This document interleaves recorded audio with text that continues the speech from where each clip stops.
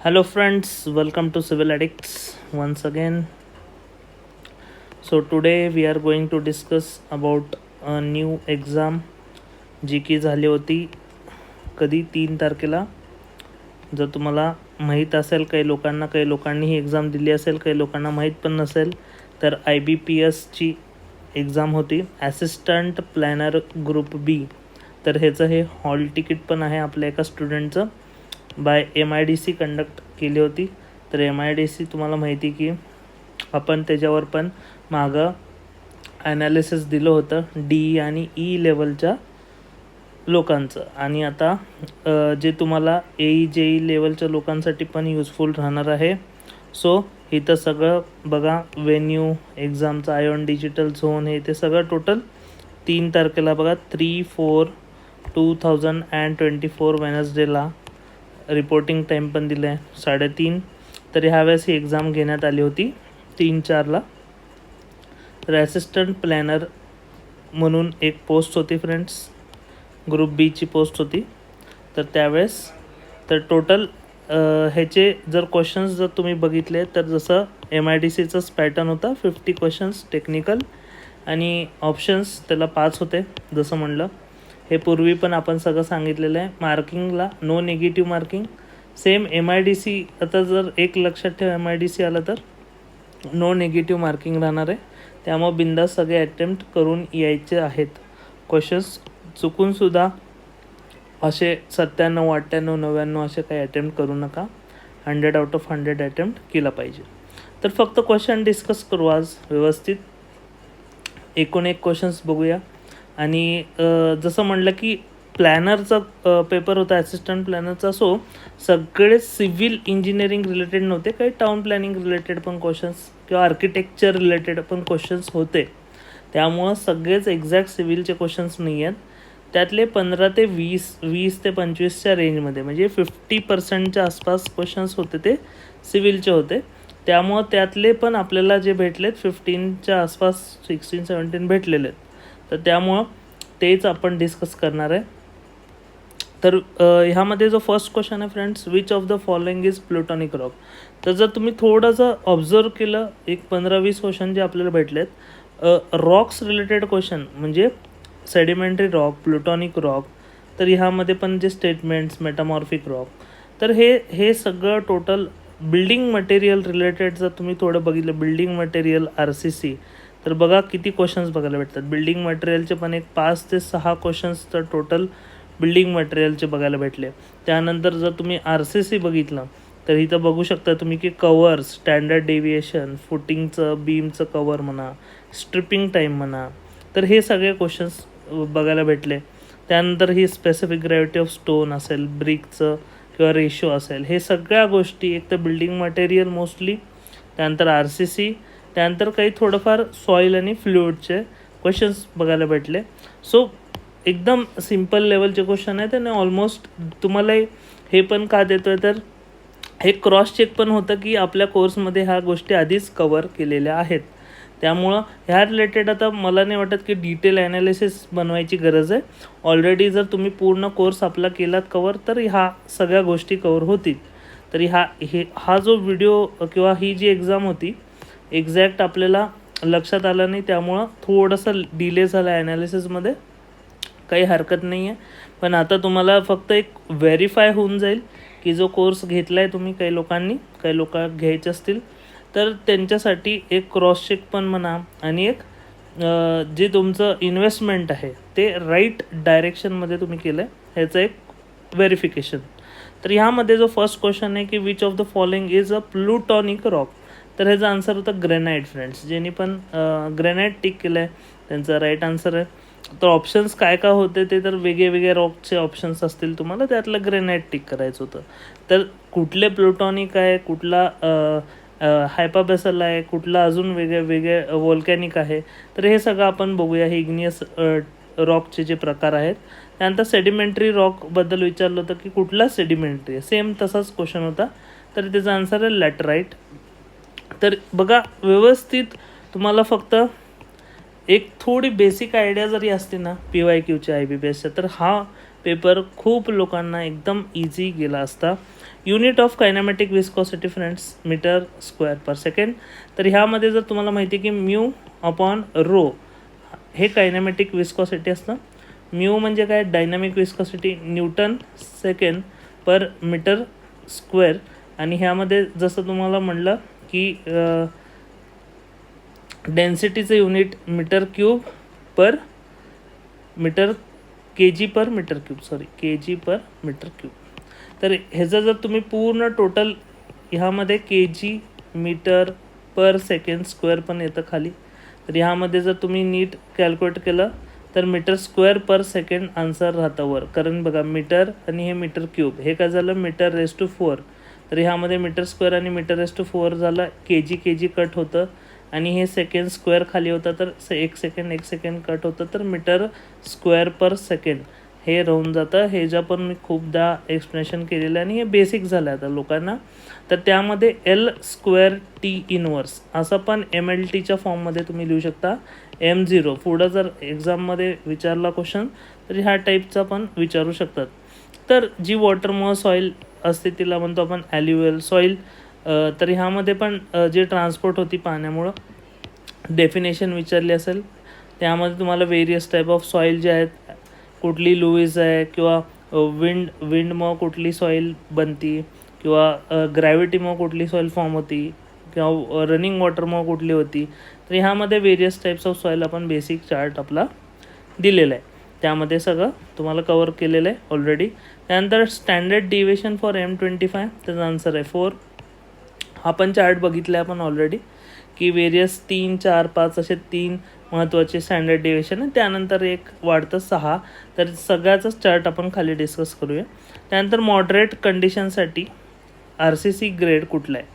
तर माइल्डसाठी माहिती 20 आहे तर मॉडरेटसाठी 25 राहील. तर ह्यामध्ये पण माइल्ड मॉडरेट आपण वेरियस M25 M20 आपण सगळा तो चार्ट बघणारच आहे. त्यानंतर कवर ऑफ फुटिंग माहिती 50 mm, cover of beam 25 mm. त्यानंतर स्ट्रिपिंग पिरियड 21 days. बीम जर 6 मीटरच्या वर गेली तर स्पेसिफिक ग्रॅव्हिटी ऑफ स्टोन 2 ते 3 म्हणले. मोर स्पेसिफिक जर आपल्याला आन्सर द्यायचं असेल तर 2.7च्या आसपास स्पेसिफिक ग्रॅव्हिटी ऑफ स्टोन राहते. त्यानंतर पर्सेंटेज कशाचं जास्त असणार आहे ब्रिकमध्ये तर सिलिका. तर तुम्हाला माहिती आहे आपली जी ट्रिक आहे सलीम SALIM. तर ह्यानुसार तुम्हाला सगळ्यात टॉपचं कुठलं आहे कॉन्स्टिट्युएंट तर ब्रिकमध्ये सिलिका. त्यानंतर कुठलं ॲल्युमिना 25च्या अराउंड टक्के असतं 25%. त्यानंतर लाईम तर इथे 55 म्हणा किंवा 25 म्हणा. त्यानंतर 5. तर असे प्रकार आहेत टोटल असे पर्सेंटेज राहतात जवळपास. क्ले आणि सिल्टचं पण किती प्रकार राहतो 50% राहतो. तर हे सगळ्या गोष्टी आपण बऱ्यापैकी कोर्समध्ये पण डिस्कस केलेले. रेशो फॉर M20 ग्रेड तर 1:1.5:3 हे पण खूपदा झालेलं आहे आणि सगळीकडे आपण कंडक्ट केलं. टेस्ट ऑफ सिमेंट आपण हे कोर्समध्ये कवर केलेले आहेत. तुम्हाला इवन हा बेसिक जो MIDCचा पेपर झाला होता DE लेवलसाठी त्यात पण हा क्वेश्चन विचारला होता. डिफेक्ट्स ऑफ टिंबर पण कोर्समध्ये कवर केलेले आहेत. तर सगळ्या प्रकारचे डिफेक्ट्स असतील, रॉड्स असतील, वेट रॉड, ड्राय रॉड, त्यानंतर ग्रेन्स, त्यानंतर वेन्स. तर असे बरेचसे डिफेक्ट्स आहेत. ड्रक्सिनेस हे इतके प्रकार आहेत की बऱ्याचशा म्हणजे नॅचरल फोर्सेसमुळे डिफेक्ट होतात. त्यानंतर टर्माइट्स किंवा अशा बाकीच्या जे म्हणतो ना अँड्स असतील, टर्माइट्स असतील त्यामुळे वेगळे डिफेक्ट्स होतात. मरीन बोरर्स असतील. तर बरेचसे वेगवेगळ्या प्रकारचे डिफेक्ट्स आपण कवर केलेले आहेत. मॅच द फॉलोइंगवर एक क्वेश्चन होता की इग्नियस कुठले आहे, मेटामॉर्फिक कुठलं आहे, सेडिमेंटरी रॉक कुठलं आहे. त्यानंतर बघा टाईप्स ऑफ रॉक. त्यामुळे आपण काय डिस्कस करूया बेसिक तुम्हाला एक कुठले चार्ट माहीत असणं गरजेचं आहे ह्यामध्ये. तर पाहिलं तर ही PDF मी ग्रुपवर सर्क्युलेट करेन. जे पण आपल्या पेड ग्रुपवर आहेत त्या पेड ग्रुपवर मी ही फ्रीमध्ये सर्क्युलेट करेन. म्हणजे तुम्हाला ह्याचे कन्सेप्ट्स जे आहेत ते ॲटलिस्ट माहीत असावे. जर लावामुळं किंवा मॅग्मामुळं जो रॉक बनतो त्याला म्हणतो इग्नियस रॉक. तर हे कशावर होतं जेव्हा माउंटनमधून लावा मॅग्मा ब्लास्ट होतं तेव्हा जो बाहेर येतो ना पार्ट ब्लास्ट झाल्यानंतर त्याला काय म्हणायचं, त्याला लावा म्हणायचं आणि आतमध्ये जो पार्ट असतो त्याला मॅग्मा म्हणायचं. त्यानंतर नंबर ऑफ लेयर्समध्ये बनतो, हार्डेस्ट असतो हा. त्यामुळे ह्याची जी स्ट्रेंथ इग्नियस रॉकची ती खूप चांगली असते. त्यानंतर स्लो कुलिंग ऑफ मॅग्मा, म्हणजे जे आतमध्ये बनतात रॉक्स एकदम मॅग्मा बनतात, स्लो कुलिंग, त्याचं कुलिंग होतं आतमध्येच पण खूप स्लो असतं, त्याला म्हणतो इंट्रुझिव्ह रॉक.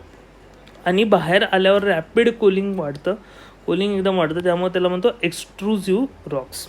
तर इंट्रुझिव्ह इग्नियस रॉक्समध्ये म्हणलं की प्लुटॉनिक रॉक येतात, एक्स्ट्रुझिव्ह रॉक्समध्ये वोल्कॅनिक रॉक येतात. तर त्याला म्हणायचं ग्रेनाईट, डोलेराईट, गॅब्रो, 3 प्रकारचे रॉक्स असतात मोस्टली मेन. त्यानंतर प्युमिस आणि बेसाल्ट हे जे आहेत महत्त्वाचे एक्स्ट्रुझिव्ह रॉक्स. सेडिमेंटरी रॉक्स कशामुळे म्हणतात तर कॉम्पॅक्शन ऑफ सेडिमेंट्स, जे छोटे छोटे सेडिमेंट्स होतात वेदरिंग झालं की, वेदरिंग म्हणजे काय प्रोसेस आहे, डिसइंटिग्रेशन ऑफ रॉक, म्हणजे मोठा रॉक आहे त्याला छोटे छोटे छोटे छोटे तुकडे झाले नॅचरल फोर्सेसमुळं, जसं की सन, विंड, रेन, त्या सगळ्या गोष्टींमध्ये एकदम स्मॉल अमाऊंट ऑफ पार्टिकल्स निघाले आणि कॉम्पॅक्शन झालं त्यांचं, त्या पार्टिकल्सचं, त्यानंतर लेयर बनले, तर त्याला म्हणायचं सेडिमेंटरी रॉक. तर ह्यामध्ये पण 3 प्रकार आहेत, एक क्लास्टिक रॉक्स आहेत, त्यानंतर केमिकल आहे, त्यानंतर ऑर्गॅनिक आहे. तर क्लास्टिक म्हणजे कॉम्पॅक्शन ब्रोकन स्टोनचं होतं, ह्यामध्ये डिझॉल्व्ड मिनरल्स असतात केमिकलमध्ये. तर केमिकल म्हणलं की मिनरल्स हे लक्षात ठेवलं पाहिजे. त्यानंतर compaction of organic materials, organic जर कुठं शब्द आला तर ऑर्गॅनिक रॉक येणार आहे. तर तिथं कोल आहे, लाईमस्टोन आहे, आणि इथं आयर्न ओर आहे, रॉक सॉल्ट आहे, आणि इथं सँडस्टोन आणि कॉंग्लोमरेट. तर कॉंग्लोमरेट आणि सँडस्टोन हे बेसिक क्लास्टिक रॉक्स आहेत, हे पण विचारलेले आहेत. आणि तुम्हाला माहिती की व्हेरियस, तुम्हाला स्टोन म्हणलं की असं झालं की मुलांना स्टोन म्हणलं की वाटतं सेडिमेंटरीज आहे. तर एक स्टोन, बरेचसे, सगळे स्टोन नाही, सँडस्टोन, लाईमस्टोन, असे 2-3 मड स्टोन, 2-3 स्टोनच आहेत की ते सेडिमेंटरीमध्ये येतात. त्यानंतर काही काही स्टोन आहेत ते मेटामॉर्फिकमध्ये पण येऊ शकतात. तर त्यामुळं थोडं कन्फ्युजिंग आहे, काही काही स्टोन्सबद्दल थोडं तुम्ही काय म्हणतात त्याला अवेअर राहा. मेटामॉर्फिक रॉक्स तर माहिती आहे तुम्हाला की जे ओल्ड रॉक्स आहेत ते काय होतात, त्याच्यावर हीट आणि प्रेशर लागतं. तर हीट आणि प्रेशरमुळं जे रॉक्स कन्वर्ट होतात, म्हणजे इग्नियसचे सेडिमेंटरीचे अजून त्याच्यावर हीट प्रेशर लागून जे रॉक कन्वर्ट होतात, त्याचंच ट्रान्सफॉर्मेशन म्हणू शकता तुम्ही, बेस रॉकचं ट्रान्सफॉर्मेशन. तर त्यालाच म्हणतो आपण मेटा म्हणजे चेंज. कधी पण लक्षात ठेवा, शब्द जर तुम्हाला पकडता आला, मेटा मीन्स चेंज आहे. तर त्यामध्ये काय, कशामुळे चेंज आहे, मॉर्फिक. तर मॉर्फिक म्हणजे हीट आणि प्रेशरमुळं काय व्हायला लागलं आहे, रॉक्समध्ये चेंजेस यायला, ट्रान्सफॉर्मेशन होतं, ओल्डर रॉक्सचं ट्रान्सफॉर्मेशन, न्यू रॉक बनतो, त्यालाच म्हणायचं मेटामॉर्फिक रॉक. तर इट कॅरेक्टरिस्टिक काय, may or may not have layers. तर त्यामध्ये लेयर्स असू शकतात किंवा नसू शकतात. तर ज्यामध्ये लेयर्स असणार आहेत किंवा लेयर्सने आपण डिस्टिंग्विश केलं तर त्याला म्हणतो फोलिएटेड, आणि नाही केलं लेयर्सने डिस्टिंग्विश तर म्हणतो नॉन फोलिएटेड. तर यामध्ये फोलिएटेड म्हणजे जे लेअरनी बनतात, ज्या तुम्ही लहानपणी पाटी पेन्सिल वापरलीच असेल प्रत्येकाने, तर ते स्लेट एक रॉक जो आहे तो मेटामॉर्फिक रॉक आहे. त्यानंतर ग्रेनाईट, तो एक रॉक आहे. त्यानंतर फायलाईट. त्यानंतर जे लेयर्सनी डिस्टिंग्विश नाही करू शकत तुम्ही, ते डायरेक्टली जसं म्हणलं ताजमहल शहाजहाननी बांधलेलं, त्यानंतर क्वाड्स, त्यानंतर हॉर्नफेल्स. तर असे बरेचसे गोष्टी आहेत. बघा, थोडंसं स्टडी करताना थोडंसं लिंक पण करत जा कधी कधी. जर एखादी गोष्ट आली, समजा मार्बल, तर मार्बल हा नुसतं रॉक स्टडी करायचा नाही की हा मेटामॉर्फिक रॉक आहे. ठीक आहे, मेटामॉर्फिक रॉक आहे, पण अजून काय चालू आहे मार्बलचं. तर मार्बलमुळं तुम्हाला आठवलं ताजमहल. तर ताजमहलवरनं काय आठवलं की ते ताजमहल येलोइश बनत चाललं किंवा त्यावर येलो स्टेन्स पडत जातं. कशामुळं, पोल्युशनमुळं. तर ते पोल्युशन कशाचा रिझल्ट आहे, क्लायमेट चेंज. तर क्लायमेट चेंज, मग त्यामध्ये कुठले कुठले गॅसेस, ग्रीन हाऊस गॅसेस. असं जर तुम्ही एन्व्हायरमेंटला पण रिंक केलं तर काय होईल, एन्व्हायरमेंट प्लस तुमचा थोडासा बेसिक रॉक्स, म्हणजे असं सगळं इंटरलिंक्ड आहे ॲक्च्युली. जर तुम्ही व्यवस्थित तुम्हाला समजल्या गोष्टी, तर जिथं गोष्टी लिंक करायच्या तिथं लिंक करून तुम्ही त्याचे फॅक्ट्स लक्षात ठेवू शकता. त्यानंतर महत्त्वाचे मी फक्त जे ह्या टॉपिक रिलेटेड लागणार आहेत, तर बघा इन्ग्रेडियंट चार्ट. तर इन्ग्रेडियंट SSC JEEला पण इतक्या वर्षी पडलेलं आहे आणि पहिल्यापासून पडत चाललं आहे. SALIM जसं सांगितलं होतं 55 25 5 5 1, म्हणजे आपण कसं लक्षात ठेवलं, सलीम के पास 55 ब्रिक्स आहे, तर ब्रिक्समध्ये सलीम महत्त्वाचं आहे, एस महत्त्वाचं आहे, 5 5, त्यानंतर 5 × 5 25, त्यानंतर 5 डिवायडेड बाय 5 25 डिवाइड बाय 5, तर किती येतं 1 येतं, 5 येतं, त्यानंतर त्यामध्ये 5 कॉन्स्टंट ठेवलं आणि त्यानंतर 5 डिवाइड बाय 5 1 येतं. तर तुम्हाला फक्त हे लक्षात ठेवायचं की 55, त्यानंतर 5 × 5 25, त्यानंतर 25 डिवाइड बाय 5 5 5 1. तर अशा प्रकारे तुम्ही हा चार्ट पण लक्षात ठेवू शकता. M10 15 20 25 30 35, तर ह्यामध्ये तुम्हाला स्टँडर्ड डेविएशन लक्षात ठेवायचं.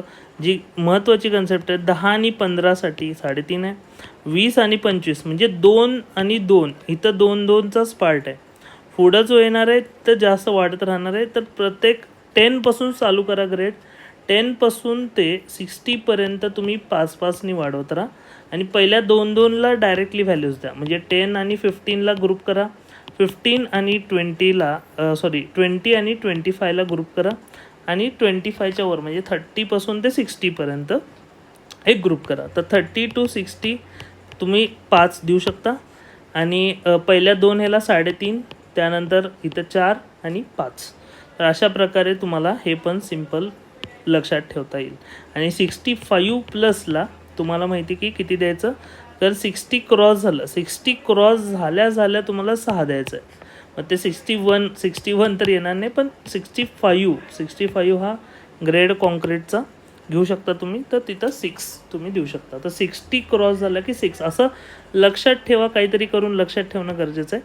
10262 हा स्टँडर्ड डेविएशनचा जो म्हणतो की IS कोड कुठून उचललं ह्याला, 10262. त्यानंतर स्ट्रिपिंग पिरियड पण महत्त्वाचे आहेत की तुम्हाला माहिती वर्टिकल फॉर्मर्स असतील तर 16 ते 24 तास आहेत. त्यानंतर सॉफिट फॉर स्लॅबसाठी 3 days आणि सॉफिट फॉर्मर फॉर बीमसाठी 7 days.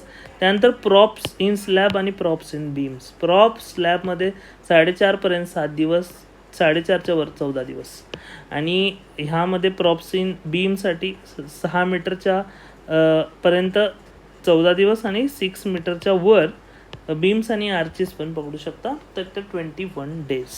सो हे पण बेसिकली आपण सगळं लक्षात ठेवलं होतं. ह्यामध्ये पण अशी ट्रिक केली होती, हॉरिझॉन्टल वर्टिकल, हे ट्रिकच्या कोर्समध्ये तुम्हाला सांगितलं होतं. इथं 1 day वर्टिकलमध्ये पण 2 गोष्टी आहेत, त्यामध्ये पण ह्यामध्ये बीम्स आणि स्लॅब्स आणि बीम्स, आणि स्लॅबमध्ये पण तुमचे बेसिक सॉफिटवाला पार्ट आणि त्यानंतर प्रॉपवाला पार्ट. बीम्समध्ये पण सॉफिटवाला पार्ट आणि प्रॉपवाला पार्ट. तर सॉफिटमध्ये पण इथं 3 आणि इकडं 7 बीम्सला, आणि इकडं परत तेच आहे 7 21, इकडं पण 14 आणि 21, 7 आणि 14 आणि 21. तर अशा प्रकारे पूर्ण मी बेसिक सांगितलं होतं. मागच्या काही व्हिडिओजमध्ये पण तुम्हाला बघायला भेटलं असेल. हे बेसिक गोष्टी आहेत. त्यानंतर सॉईल क्लासिफिकेशनवर क्वेश्चन्स होते. जसं सांगितलं ॲल्युव्हियल म्हणलं की रनिंग वॉटर किंवा रिव्हर वॉटर, रिव्हरचं पाणी रनिंग असं, so running water, river water. Lacustrine still water, लेक्समध्ये बनतं lacustrine soil. Marine soil sea वॉटरमध्ये बनते. कोलोवियल जी सॉईल आहे ती ग्रॅव्हिटीमुळे बनते, त्याचं एक्झाम्पल टॅलस आहे.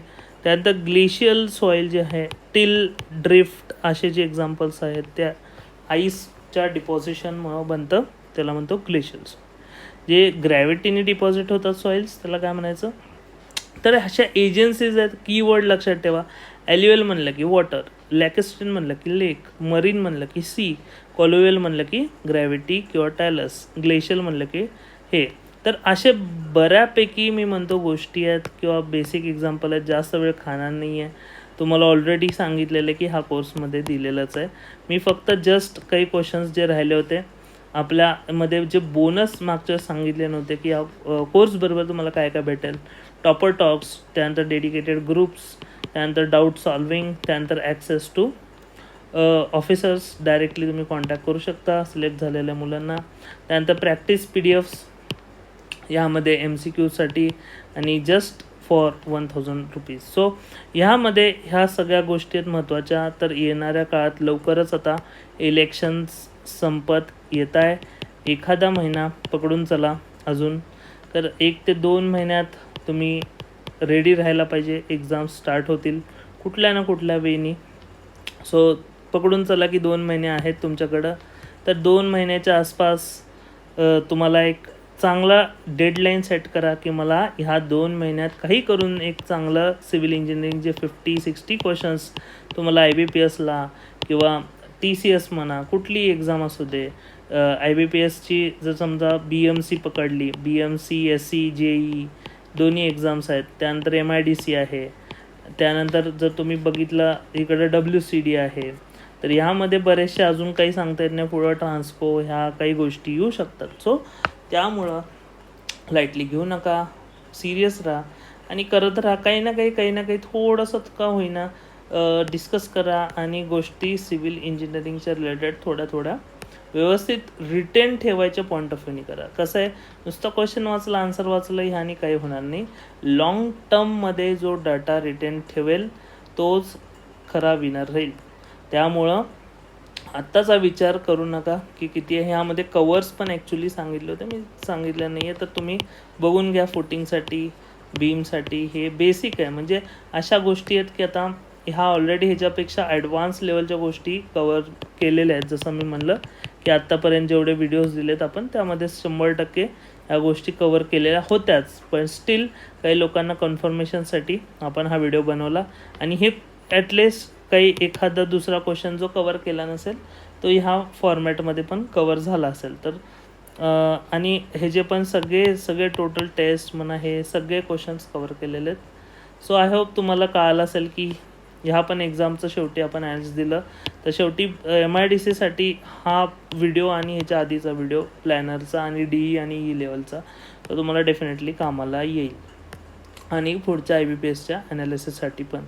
सो करत राहा अभ्यास फ्रेंड्स आणि भरोसा ठेवा की आज ना उद्या माझी एक्झाम क्लिअर होणारच. आणि तेच महत्त्वाचा मुद्दा तोच आहे की consistency is the key friends. कसं आहे, थोडासा पेशन्स काही लोकांना ठेवायला लागेल. इलेक्शनचा काळ आहे तर विधानसभेच्या आधी मोस्टली चान्सेस आहेत की बऱ्याचशा एक्झाम्स कंडक्ट होतील. पण ज्यांचं पण 2023 म्हणा किंवा आत्ता जे 2024चं जे स्टार्टिंगपर्यंत जे एक्झाम्स झाल्या होत्या ते तेव्हा जर कोणाचं झालं नाही आहे 23ला आणि आतापर्यंत किंवा जॅनपर्यंत कोणाचं सिलेक्शन झालं नाही आहे तरी पण त्यांचा जो अभ्यास झालेला आहे आधीच्या एक्झाम्समुळं तर तो वेस्ट जाऊ देऊ नका. अजून कमीत कमी 1 वर्ष तरी कुठलाही काय म्हणतात त्याला प्रेशर घेऊ नका. अभ्यास करत राहा. कमीत कमी अजून 1 वर्ष अभ्यास सोडू नका. चांगली अपॉर्च्युनिटी आहे पुढं सिव्हिल इंजिनियर्सला. सो एवढंच सांगतो. बाकी काही डाऊट आला तर आपल्या ग्रुप्स आहेत, फ्रीमध्ये इंटरॅक्ट करा. मेंबर्सला डाऊट सॉल्व करून घ्या, सगळे क्वेश्चन सॉल्व करून घ्या, व्यवस्थित प्रॅक्टिस करा. सांगितलं होतं की कुठल्या प्रकारचे क्वेश्चन सॉल्व करायचे ह्या कोर्समधल्या क्वेश्चन्स संपल्यानंतर तेही सांगितलेलं आहे मी कोर्समध्ये. तर जे ग्रुपवर जॉईन झाले त्यांना आता लक्षात आलं असेल की आपण टोटल कसं आहे कुठलंही फेक ॲनालिसिस किंवा असं काही गोष्टी देत नाही की ज्याचं काय म्हणतात एकदम नुकसान होईल मुलांचं. सो व्यवस्थित ॲनालिसिस करून आणि भरोसा ठेवण्यालायकच मटेरियल तुम्हाला यापुढं पण देऊ आपण. त्यामुळं तुम्हाला फक्त तुमच्याकडून ॲक्शन घ्यायचे फ्रेंड्स आणि एक्झाम क्रॅक करायची. So thank you for watching civil addicts.